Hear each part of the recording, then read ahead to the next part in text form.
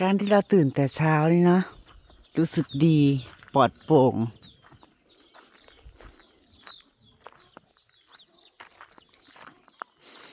ตื่นแต่เช้าเฮ็ดได้หลายอย่างตื่นสวยก็เฮ็ดแต่นิดหน่อยก็สุกระแดดร้อนแล้วตื่นแต่เช้าเฮ็ดแล้วเวียกแต่เช้าก็ได้พักไว้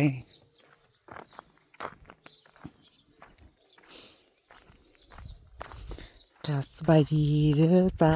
สบายดีตอนเช้า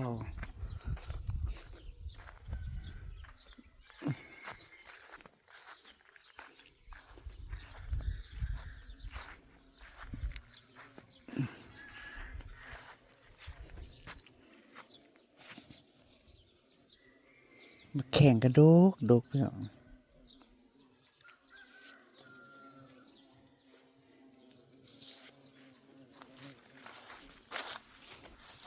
มันซุ่มแตกงอโก้ต่างขึ้นมา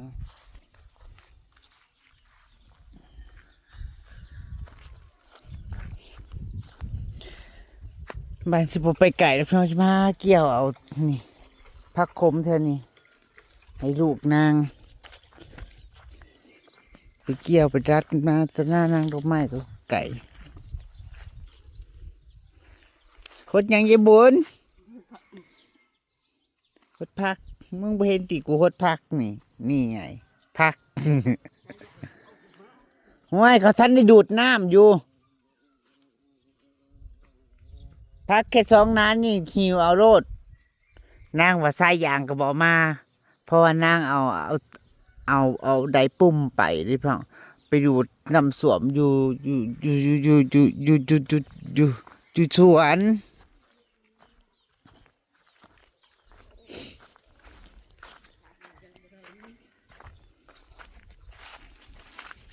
คือตื่นแต่เช้าที่ยามเวลาปกติก็บ่ได้ตื่นเช้าจ้านางตื่นแต่ตี 4พุ่นจ้านอนเล่นไปเล่นมา6 โมงกึกเป็ดปล่อยอ้อย2 ตัวเพราะว่าแพ้แว่อยู่นี่สะเพิ่นปล่อยมันนอนอยู่นี่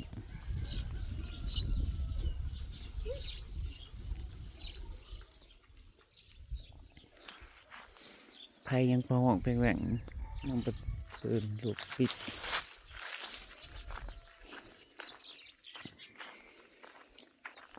แล้วขอบสระก่อนเด้อบ่มีไก่เด้อพี่น้อง แต่ไก่2-3 ตัวแต่มันก็ไปบ้านวะ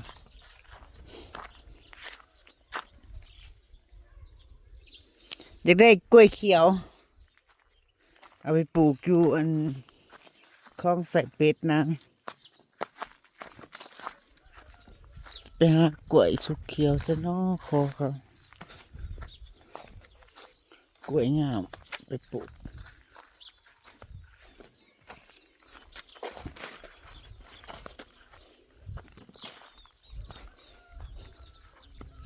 มักบวบก็พ่อได้แต่แกงมาลองต้องแต่ง มันหลอดนะจักหน่อยก็ได้ลือได้เพียงจักหน่อยก็ได้ลือออก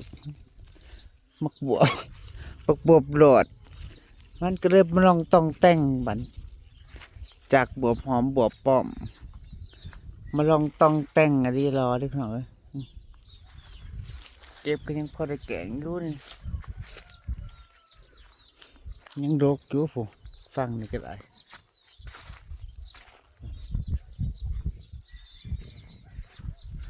ดกพี่น้องดกแต่มันอดตอดแต่แหละจุตา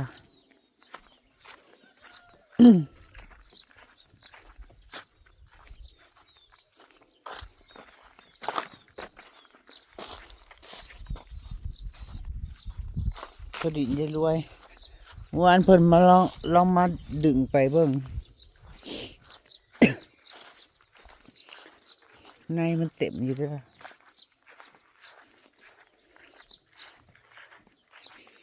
น้องขี้โมพี่เลิน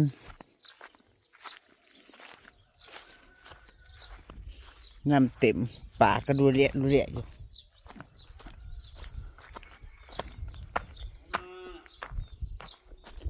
ฮะโอ้ยเลี้ยวเห็นแม่แล้วก็เอิ้นหาแม่ไปยายสร้างพอได้ยินเสียงเฮาแล้วก็เอิ้นหาเฮาโอ้ยลูกสาวเอิ้นหานางพี่น้องลูกสาวปล่อยตื่นมายายบุญที่ปล่อยได้ยินเสียงแม่ เห็นแม่แล้วก็เอิ้นหาแม่บัวสอบเงินโอ้ยลูกกับไข่เมื่อวานนี่พี่น้องเจ็บแข้งเจ็บขาเศร้าเด้อบุเศร้าแล้วบ่ลูกฮะเจ็บขาเศร้าแล้วบ่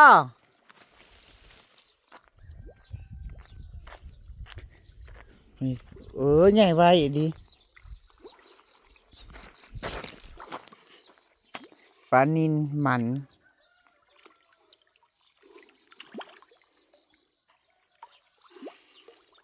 เอาลงนี่ปลายังไง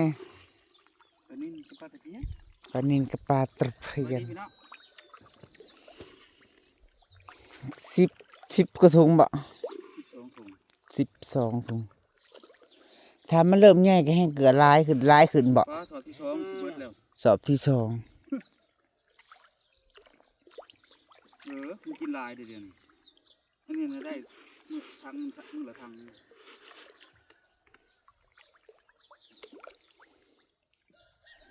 กินลายเลยน้ำเลิกเลยพี่น้องเลิกบ่แม่นลงไปเพียงคอบ่กินนมกินนมกินไม่ได้กินบลม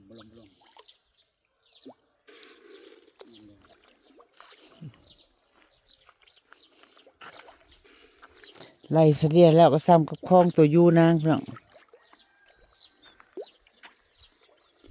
สับเงินโอ้ยจับทางที่มาเผาแต่แม่อย่างนี้บริไปใส่ดอกพี่น้องนางย่างมาทะบุเห็นแม่บอกว่าแวบห้องหาเอิญหาโอ้ยเป็นไอ้เช้าและขาเหรอฮะเช้าหรือบ่ฮะเช้าและแข้งขาเหรอฮะโอ้ยจะไปแบกเอาหยามให้กินเถอะมึงนี่ลงกลางทงโอ้ยกลางทงก็สิมียังหนาแห้งๆนะต่อเพื่อนกับบริมีที่ตั้งสมรบ10 เล็บยักษ์นี่นะยักษ์หิว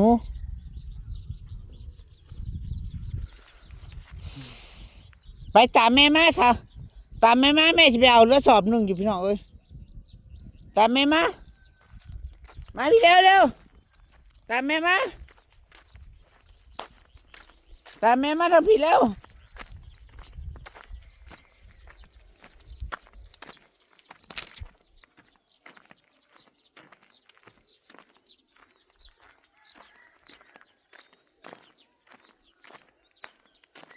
เขาทั้งไหนครับพี่น้อง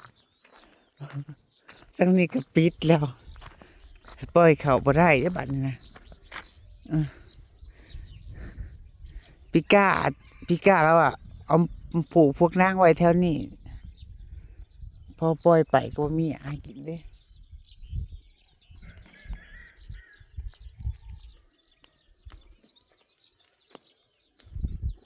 ปล่อยไปก็มีอากินมาแม่จะปล่อยค่ะปล่อยเขามาเด้อแม่ออกก็ลุก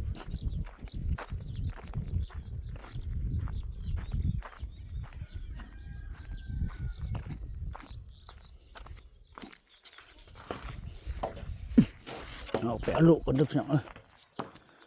เฮ้ยน้องบอกแป๊บ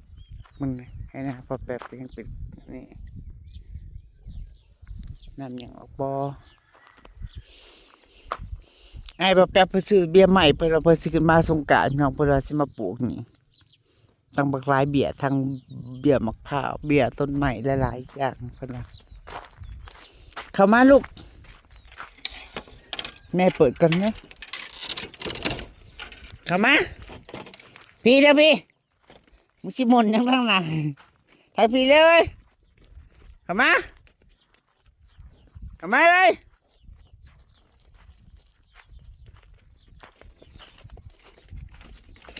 ลงกลางทงปล่อยไปตามทงก็สิไปกินอิหยังเนาะพี่น้องโอ้ยบ่หย่นได้ลูกบ่บูลูกไปมาตามแม่มาตามแม่มาลูกตามแม่มาแม่จะผูกเนี่ยกูจะสวนน่ะมา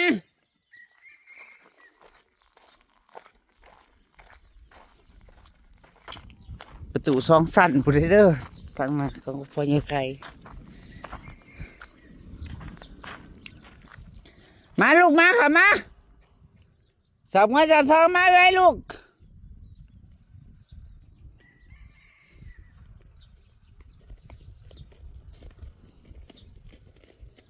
เช้าแล้วบ่เด้เจ็บแข้งเจ็บขาลูกไปเข้ามาแม่สิปิดนี่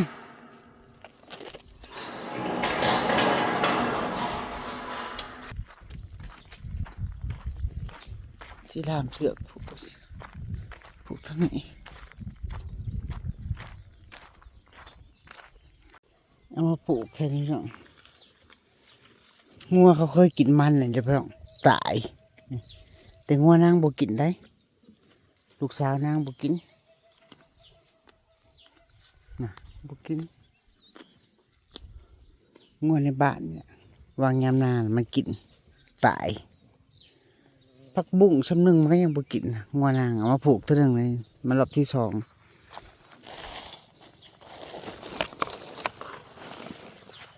ก็เลาะหากินนะเลาะหากินหญ้านางก็เลาะหากินหญ้านี่แม่เกี่ยวหญ้าเด้อลูกเด้อชาเกี่ยวนี่ฮะมันนางกินครับ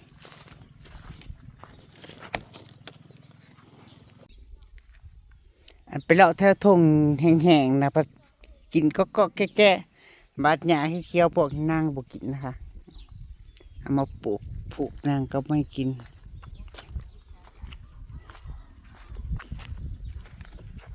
กระหล่ำนางก็ไม่กินนางจะกินนี่ปักคมบาท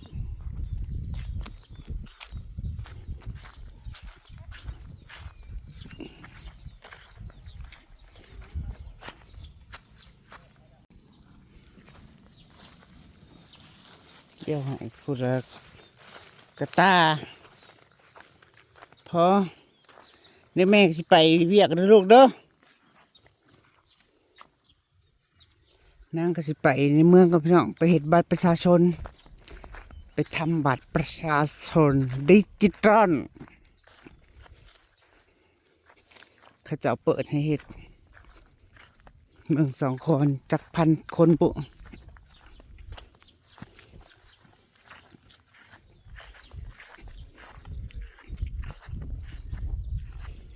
เป็นพุ่มดีอันสิมาต่ออยู่นางได้ปลูกสิมาต่อยอดจัก2-3 ยอด4 ยอดพอดีงาม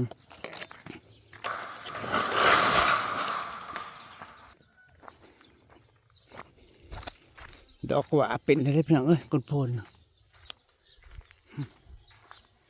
เริ่มเป็นจอดอกมากเลย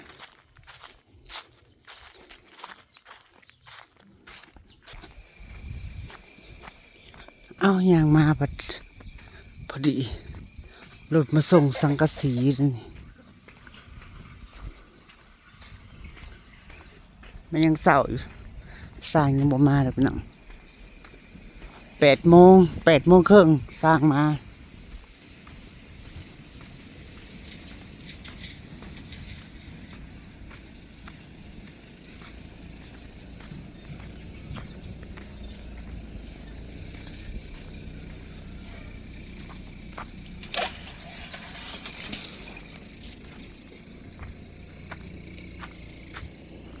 จะเอามาส่งสังกะสีบ่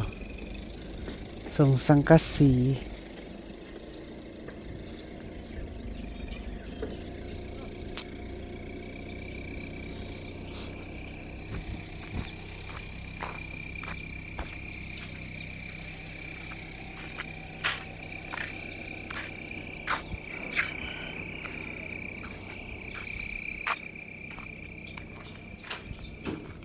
แห้งแล้ว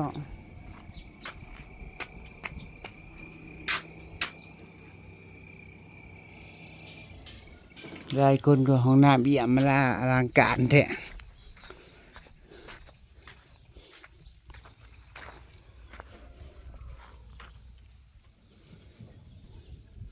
ถ้ายังบริใส่ทางยังบ่มีทางน้ำก็สิเฮ็ดหอคอยถา เฮ็ดหอคอยถาทางน้ำ กูไปนั่งชิวๆอยู่หั่นบัดเขาเฮ็ดทานแล้วนะน้องบัดเขาเจ้าเฮ็ดทานแล้ว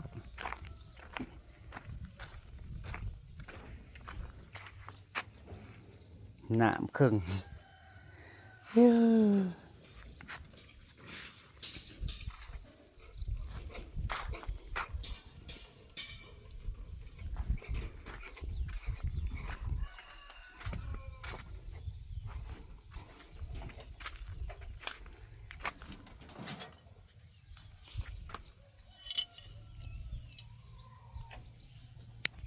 อ้ายเพิ่นว่า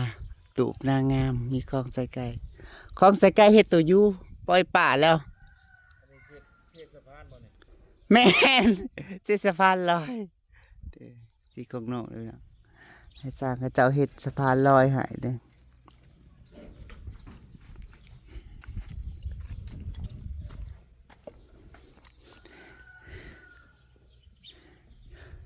แทนที่สิชมเฮือนสิย่องเฮือนแล้วย่องตูบ เฮือนทันแล้วเนาะห้องก็ได้ตะโคงห้องก็ได้ตะโคง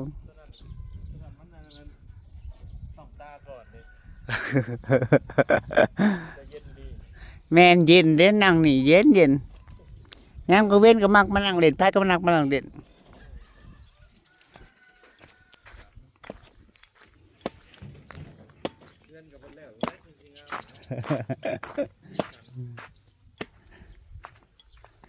อยากแล้วไวๆอยู่อยากแล้วไวๆอยู่จ้านี่เมื่อคืนนี่เลิกเดือนที่คืนเด้อพี่น้องเอ้ยเปิดสิออกจากสวนได้เมื่อคืนน่ะเที่ยงคืนนี่นางเอามะเขือมาลงข้างๆคอข้างๆคูอันนี้จะเป็นคูดอกกระเจียวแต่ก็ยังบ่ถอกยอดจักเที่ยอยู่นี่จ้ะนางปลูกอ้อมคลองอยู่เลยจ้ะปลูกอ้อมคลองตายบ่ได้นางอันนี้บ่อยากอยู่น้ำตายบ่ได้มักอันมะคงมันทันได้ขึ้นพี่น้องมาขันวางระวางต้นมะพร้าวตุ๊พังเริ่มใหญ่แล้ว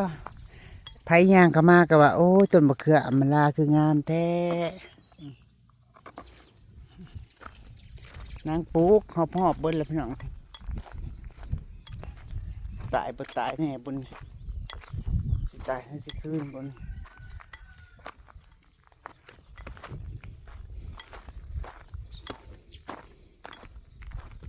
ในกล่องขยุนี่กับใส่ทั้งมะเขือ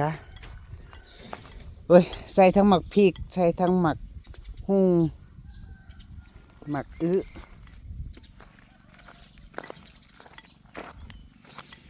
กำลังถอกยอดเนาะฟักทอง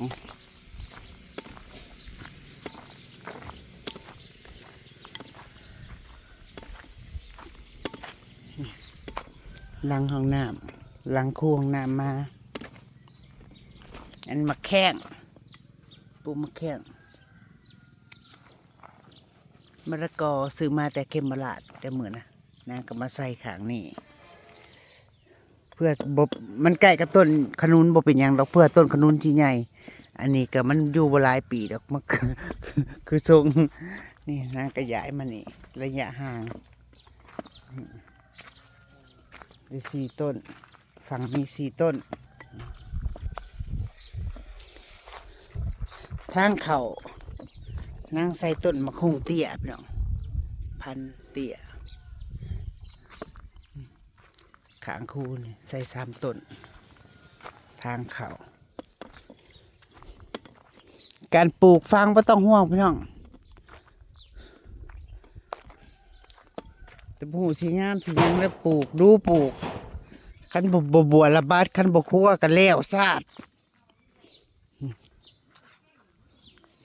ต้นมะเขือนางกำลังงามพี่น้องเห็นไหมกำลังไงใหญ่ไว้เด้อสัตว์ขึ้นแล้วจ้าสัตว์ขึ้นวูดจ้าอันนี้กออ้อยปล่อยมันขึ้นซะมันถอกยอดขึ้นมานางก็ใส่ฝุ่นอ้อยเป็นอะไรก็คือขางคลองมันก็สีดีกว่าเนาะกว่าต้นใหม่ดื้ออยู่ดอกใบมันก็สีหล่นยากกันดิใบมันก็สีหล่นยากอันนี้จะคิดไปปลูกทั้งใดพี่น้องเบิ่มเครือซาลอยมาเอาไปปลูกอยู่เมื่อคืนนี่ก็ได้อันนี้เอามาใส่ห่มผัดแดดลำไรผัดงามพี่น้องสะระแหน่พ่อใหญ่เสือพ่นเน็บใส่นี่ใส่ห้างตอนแรกนางยกออกไปตากแดดแล้วมันเหี่ยวนางก็เอามาเขามาห่มแดดลำไรอันนี้ยังเบี้ยวสงสัยมะยมชิดออกหน่อเฉยทีนี้ออกหน่อเฉยโอ้ยออกหน่อเฉยได้เด้อหัวหานป่านางเตรียมแล้วจ้าพ่อใหญ่เสือเราปลูกนี่แหละครัวสะพานเห็นบ่เว้าอีกแล้วเมื่อคืนนี่ก็เฮ็ดนั่นนี่แล้วก็เด็กน่ะก็เลยบ่ได้คนดินมาเทไว้ตรงนี้ก็เลยบ่ดินมาเทไว้ตรงนี้ซ้ำพี่น้องเอ้ยสีสะพานลอยไปหั่น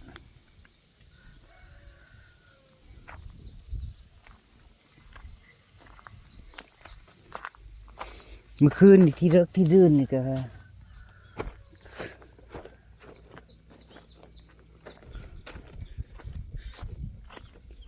โอ้ยป่านางตายพี่น้องเอ้ย1 ตัวปุ๊2 ตัว3 ตัว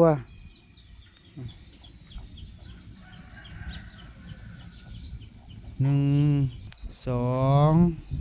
ปลานินพี่น้อง3ปุ๊เสียตักออกกัน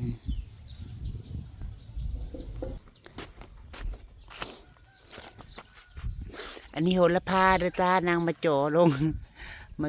ข้างนี่เสียเบียบมะเขือมาอ้อมนี่ไปอีกนี่เบียบมะเขือมะละกอเอามา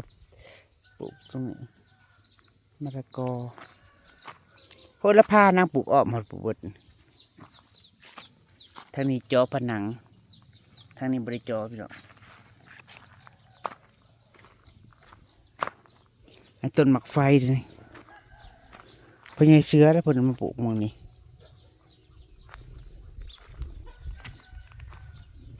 ใหญ่ถือว่าใหญ่ไว้แต่สัตว์ขึ้นวูมะละกอใหญ่ขึ้นมากก็สิบังหน้าบ้านได้ลีหน่อย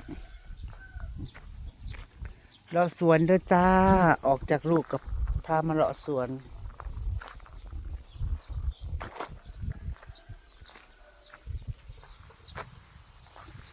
น้ำใหม่ก็บอกออกหน่อจะเทื่อฮดจนเมื่อย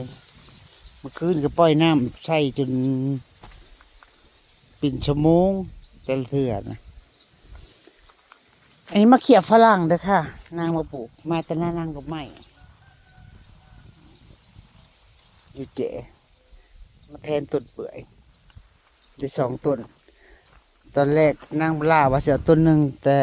นางวายันมันตายกับนางก็เลยบอกจิลีมาแล้วจะมาลำม่วนบ่โคตรม่วนเลยเพื่อนไปเบิ่งหมอลำเลือกเมื่อคืนพี่น้องตอนนางปลูกต้นไม้นะเขาบอกมีก็ไปบ่ เขาบ่มีเขาบ่บ่อยก็ไปพี่น้องม่วนอย่างคักเพิ่นว่า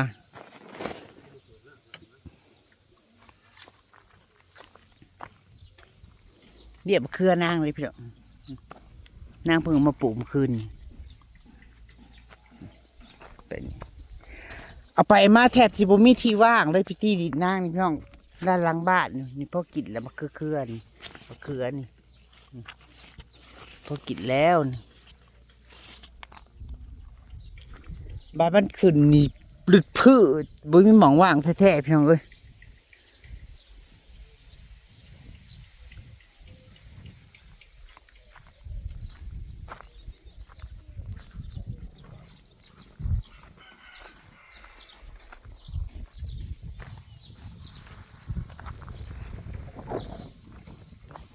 เมื่ออาบน้ำเตรียมโตวกันพี่น้องเอ้ย